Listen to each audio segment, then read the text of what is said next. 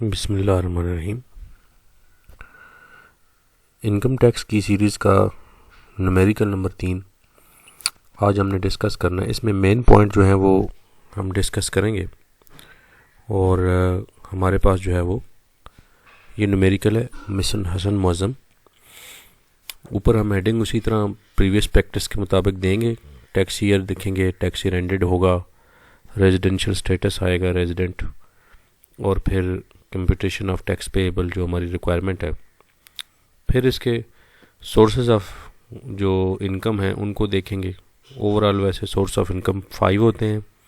Income from salary, income from business, income from property होती है, capital gain होता है और अदर सोर्सेज होते हैं। लेकिन क्योंकि इसमें इनकम फ्रॉम सैलरी का ही न्यूमेरिकल है, पहले जो न्यूमेरिकल्स हैं इसमें इनकम फ्रॉम सैलरी का ही सिर्फ है। इसमें देखें कि एक तो बहुत सारी टाइप्स के जो हैं वो अलाउंसेस आपको नज़र आ रहे हैं। तो बेसिक सैलरी तो ऑटोमेटिकली टैक्सेबल है, आपको पता है कि ये ऑलरेडी टैक्सेबल होती है। फिर डियरनेस अलाउंस है। इसी तरह से ये नीचे orderly allowance, convince allowance, communication allowance, या आपको डिपार्टमेंटल एग्ज़ाम की कोई रिवार्ड मिला है जो ऑफिशियल ड्यूटीज़ के दौरान नहीं था लेकिन आपको रिवार्ड के तौर पे मिला, तो वो टैक्सेबल होगा। लास्ट जो हमारा न्यूमेरिकल था उसमें हमने किया था कि ये इसका रिवार्ड जो है वो टैक्सेबल नहीं था अगर आपको ऑफिशियल ड्यूटीज़ के दौरान कोई चीज़ मिलती है। दूसरी चीज़ है कि मेडिकल जो लास्ट न्यूमेरिकल में हमने की थी वो मेडिकल बिल जो था वो रीएम्बर्स हुआ था, लेकिन वो रजिस्टर्ड मेडिकल प्रैक्टिशनर नहीं था और उसका एनटीएन मौजूद नहीं था, वो फाइलर भी नहीं था। तो अब इसमें क्योंकि वो एक ऐसा डॉक्टर है या एक ऐसा मेडिकल प्रैक्टिशनर है जिसकी जो है वो रजिस्ट्रेशन हुई हुई है, आरएमपी है और उसका एनटीएन भी मौजूद है, तो फिर 25,000 रुपये का जो आपको रीएम्बर्स हुआ है बिल वो एग्जैम्प्ट हो जाएगा।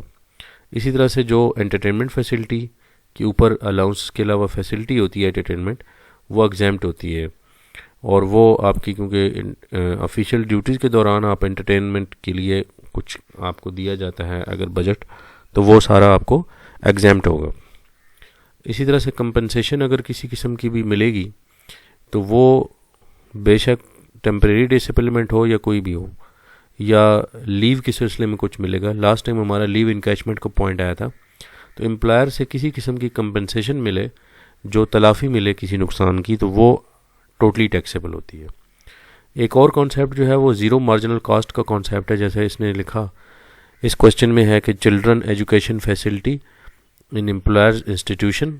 इसमें ये होता है कि अगर एम्प्लॉयर की वही बिज़नेस है या वही काम ऑलरेडी एम्प्लॉयर कर रहा है जो फैसिलिटी दे रहा है, जैसे ट्रांसपोर्ट के अंदर बिज़नेस है ट्रांसपोर्ट का और उसको एक उसी रूट पर अपने एम्प्लॉय को भी उसने सर्विस दी हुई है, तो उस सूरत में वो उसको कोई कॉस्ट जो है वो एक्स्ट्रा नहीं पड़ रही। इसको कहते हैं ज़ीरो मार्जिनल कॉस्ट का कॉन्सेप्ट। तो ज़ीरो मार्जिनल कॉस्ट कॉन्सेप्ट के तहत अगर एम्प्लॉयर का इंस्टीट्यूशन ऑलरेडी एक रनिंग इंस्टीट्यूशन है और उसमें उसके चिल्ड्रन को एजुकेशन फैसिलिटी फ्री दी जा रही है, तो वो क्योंकि उसको कोई एक्स्ट्रा कॉस्ट नहीं पड़ रही, एक्स्ट्रा अरेंजमेंट नहीं करना पड़ रहा, तो वो उसका जो होगा वो हम इसको एग्जैम्प्ट समझ लेंगे, ठीक है। लेकिन हाँ, अगर ये है कि अगर वो एक ऐसा एम्प्लॉयर है जिसका कोई इंस्टीट्यूट नहीं है अपना और वो फिर एजुकेशन फैसिलिटी दे रहा है, तो उस सूरत में वो फिर टैक्सेबल हो जाएगा। तो ये चीज़ें आपने इसमें देखनी है। उसके अलावा ये बाकी जो अलाउंसेस हैं ये तो हम ऑलरेडी डिस्कस कर चुके हैं। कन्वेंस का क्योंकि इसमें 2 पॉइंट आए हुए हैं, एक कन्वेंस अलाउंस है जो टोटली टैक्सेबल है, और कन्वेंस फैसिलिटी जो है वो irrespective of the cost of जो रनिंग कॉस्ट है या मेंटेनेंस है उसको आपने इग्नोर कर देना है। तो ये टैक्सेबल जो होगा इसमें 5% होगा क्योंकि ये पर्सनल यूज़ है। लास्ट क्वेश्चन जो हमने किया था उसमें हमने ओनली पर्सनल यूज़ किया था, इसमें पर्सनल एंड ऑफिशियल यूज़ आ गया। ऑफिशियल यूज़ भी हो और पर्सनल भी हो तो फिर उसमें 5% ऑफ द कॉस्ट होगा या फेयर मार्केट वैल्यू होगी। अब फेयर मार्केट वैल्यू क्या चीज़ होती है कि आप जब अगर वो उसने किया है, उसको अरेंज करके दी है गाड़ी एम्प्लॉयर ने एम्प्लॉय को, और वो खुद नहीं उसने कॉस्ट पे की बल्कि उसने लीज़ पे ली हुई है, तो उस सूरत में या रेंट पे दी हुई है, तो वो जो उसकी मार्केट वैल्यू होगी या उसके मुताबिक फिर देखा जाएगा, तो उसके ऊपर कैलकुलेशन होगी। तो इसमें क्योंकि उसकी जो फेयर मार्केट वैल्यू है वो 8 लाख रुपए है, तो इसमें पर्सनल यूज़ के लिए भी दी गई है और ऑफिशियल यूज़ के लिए भी दी गई है। तो यहाँ पर हम 5% ऑफ 8 लाख ले लेंगे तो ये 40,000 आ जाएगा। जो लास्ट क्वेश्चन किया था हमने, क्वेश्चन नंबर 1 था, 2 था, उसमें ये था कि उसमें कन्वेंस जो थी वो ओनली पर्सनल यूज़ थी, तो 10% ऑफ द कॉस्ट जो है वो हमने किया था इसने। इसी तरह से रेंट फ्री अनफर्निश अकामोडेशन में फिर इसने 2 चीज़ें बताई हैं। एक उसने वैल्यू बता दी है कि एक भी रेंटल वैल्यू है, एंटाइटलमेंट अमाउंट है, और वो 55,000 पर मंथ है, और एनुअल वो 6,60,000 बनती है। इसी तरह से जो दूसरा हमारा नॉर्मल एनुअल लेटिंग वैल्यू हम निकालते हैं किसी भी फैसिलिटी की, जो अकोमोडेशन फैसिलिटी होती है उसमें 45% ऑफ द एक लिया जाता है इसमें बेसिक सैलरी का। तो बेसिक पे का 45% लेंगे तो वो 4,05,000 बनेगा। उस 4,05,000 को अगर देखें तो वो 6,60,000। तो जब 2 ऑप्शन मौजूद हो, तो हमने पिछली दफ़ा भी किया था कि हायर अमाउंट जो है वो टैक्सेबल होगी, तो इसमें से जो 6,60,000 है वो हमारी टैक्सेबल अमाउंट में शामिल होगी। फिर अगेन कुछ अलाउंसेस दिए हुए हैं, लंच अलाउंस है, स्पेशल एडिशनल है, मेडिकल अलाउंस है, यूटिलिटी अलाउंस है। कोई भी अलाउंस हो वो आपको पता है कि सारे अलाउंसेस सिवाय 2 के, मेडिकल अलाउंस वो भी फैसिलिटी के अलावा दिया जाए तो फिर वो टोटली उसमें 10% ऑफ बेसिक सैलरी जो है वो एग्जाम्प्ट होता है। और या फिर दूसरा जो है वो आपको TADA दिया जाए या स्पेशल ऐसा अलाउंस दिया जाए जो सिर्फ ऑफिशियल ड्यूटी के दौरान आपने वहाँ पे आने जाने के लिए किया है, ट्रैवलिंग एंड डेली अलाउंस। उसके अलावा जो कोई भी अलहदा से आपको अलाउंस मिलेगा किसी भी नाम से होगा वो टोटली टैक्सेबल होगा। अब इसी तरह से क्वालिफिकेशन अलाउंस हो या MPhil अलाउंस हो तो वो एक ही बात है, यूटिलिटी अलाउंस हो। इसी तरह से गवर्नमेंट एम्प्लॉइज़ को स्पेशल एडिशनल अलाउंस एक दिया गया था इसमें पहले महंगाई के लिए, तो ये डियरनेस अलाउंस टाइप ही है, टोटली टैक्सेबल होगा। तो ये अब ये सारी चीज़ें हम कर लेंगे तो फिर हम इसमें टोटल इनकम कैलकुलेट करेंगे जो कि अब आ गई है 23,83,000। इसके बाद हमारी जो अलाउेबल डिडक्शंस होती हैं उसमें एक डिडक्शन दी गई है। इसमें आपको पता है कि ज़कात होती है, donation under class 61 of the second schedule, वो आप इनकम टैक्स में जाकर देख सकते हैं उसमें कि क्लास 61 में जो डोनेशन आते हैं उसमें कुछ रिकग्नाइज्ड या अप्रूव्ड इदारे हैं जिनको आप डोनेशन देंगे। उसमें शौकत खाना में फातमीद है। तो ये जो इदारे हैं ये इसकी डायरेक्ट डिडक्शन बनेगी जितना भी आपने उसमें डोनेट किया होगा। इसकी लिमिट वैसे डोनेशन की जो है वो डिडक्शन के लिए वो 30% है। आप मैक्सिमम 30% ऑफ द इनकम जो है, टोटल इनकम जो टैक्सेबल इनकम होती है उसका आप ले सकते हैं।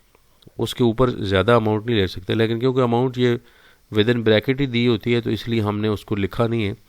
तो 2 लाख इसने दिए और 23 लाख में से माइनस हो जाएगा तो ये हमारे पास जो है वो आ जाएगी यहाँ पर 21,83,000। अच्छा, इसके साथ एक और जो इसमें मसला है वो ये है कि आपने इसके साथ जो है वो टैक्स बॉर्न बाय एम्प्लॉयर वाला पॉइंट भी करना है।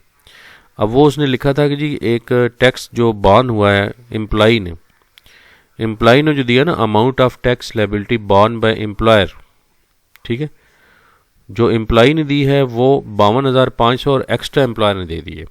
यानी कि इसमें some amount of the tax जो है वो बॉर्न बाय एम्प्लॉयर हुआ है, इसमें सारी अमाउंट जो है वो नहीं हुई है। तो लास्ट जो क्वेश्चन था उसमें 100% लायबिलिटी जो है वो बॉर्न बाय एम्प्लॉयर थी। तो अब इसमें ग्रॉसिंग अप तो होगी, क्योंकि लास्ट टाइम हमने ग्रॉसिंग अप का कॉन्सेप्ट भी पढ़ा था कि जब एम्प्लॉयर की तरफ से फैसिलिटी दी जाएगी ये भी कि वो टैक्स भी अदा कर देगा एम्प्लॉय का, तो फिर हमें उसकी ग्रॉसिंग अप करनी है क्योंकि वो हमने अमाउंट निकालनी है जो एम्प्लॉयर ने दी है। ये उस टैक्स के अलावा अमाउंट निकली हुई है जो हमने टैक्सेबल इनकम निकाली है। तो पहले हम एक नॉर्मल अंदाज में इसको टैक्स करेंगे और देखेंगे कि उसमें क्या होगा। तो इसमें स्लैब नंबर 4 आएगी। ये लास्ट टाइम भी हमने डिस्कस किया था कि स्लैब्स जो हैं वो सैलरीड पर्सन की दी गई हैं और उसमें 6 लाख के ऊपर 0% है, और फिर आगे ऑनवर्ड जो है वो 6 to 12 लाख 5% है, 5 to 18 lakh 30,000 plus 10% of the exceeding 12 lakh है।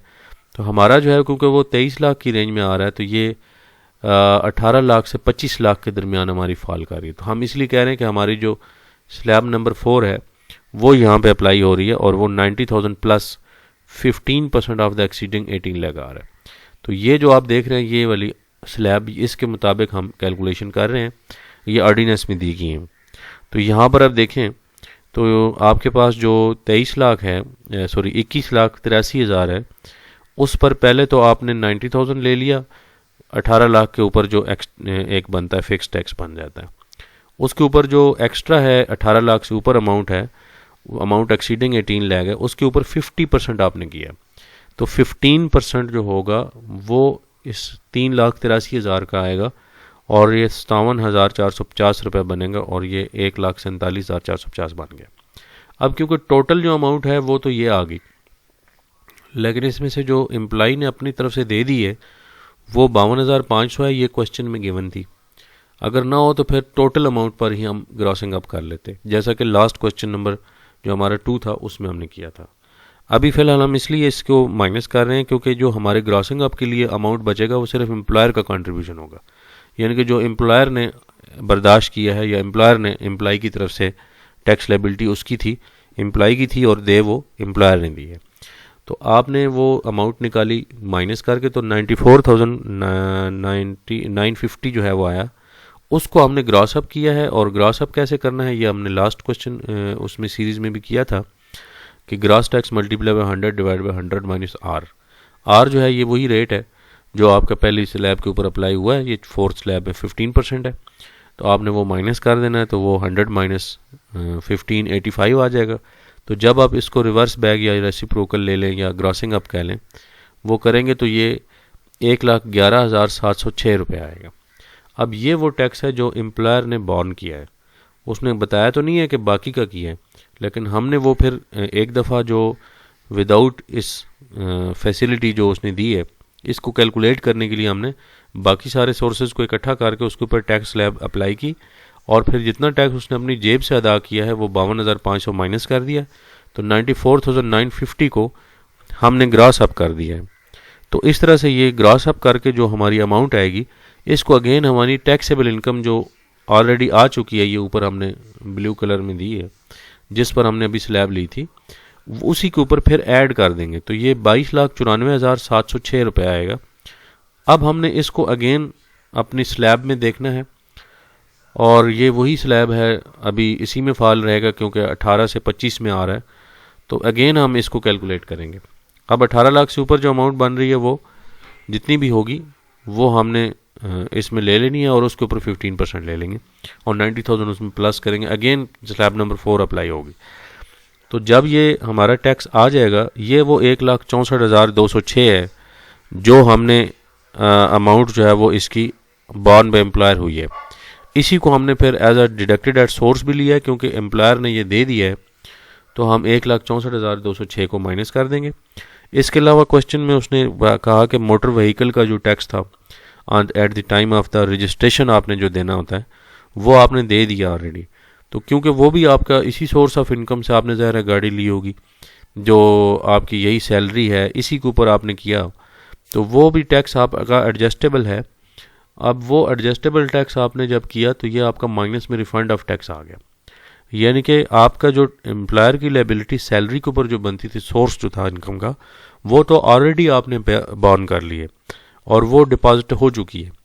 अब जो रहेगी बात कि जो आपने एक्स्ट्रा ड्यूरिंग द ईयर कोई अगर टैक्स दिया है और आपकी वो एक्स्ट्रा इनकम भी कोई नहीं थी, इसी इनकम में से दिया है, तो वो आपका रिफ़ंड हो जाएगा और ये एडजस्टेबल टैक्स जो है वो रिफ़ंड होंगे। बाकी रहेगी एक बात कि FTR, इसके ऊपर भी हमने एक लेक्चर दिया था कि FTR जो है वो नॉर्मल टैक्स के अलावा होता है और वो टैक्स भी एडजस्ट नहीं होता और उसका कोई लिंक नहीं है किसी और इनकम के साथ। इसमें वो फिक्स इनकम और फिक्स रेट होते हैं, जैसा कि ये 42,000 का इसमें प्रॉफिट एंड डेट दिया गया है या कोई प्राइज बॉन्ड निकल आता है या डिविडेंड है, तो इनकी कुछ हमारे एक ग्रुप ऑफ इनकम है जिसको हम FTR कहते हैं, तो वो भी बुक में गिवन है। उनको हमने इसमें टोटल में शामिल नहीं करना, उनको सिर्फ जस्ट शो करना होता है आंसर के नीचे। तो ये हमारे पास क्वेश्चन जो है वो सॉल्व हो गया। तो आई होप कि ये क्वेश्चन नंबर जो हमारा आया था ये आपको समझ आ गया होगा। इसमें जो है वो इस तरह की चीज़ जो है वो हम इसमें लेंगे। तो ये था क्वेश्चन नंबर 3। अगर किसी किस्म का आपके पास कोई इसमें हो क्वेश्चन हो आपका, या किसी हवाले से आपकी कोई हो, तो आप कमेंट्स में दे सकते हैं, लेकिन कम्युनिटी गाइडलाइन का ख्याल रखिएगा।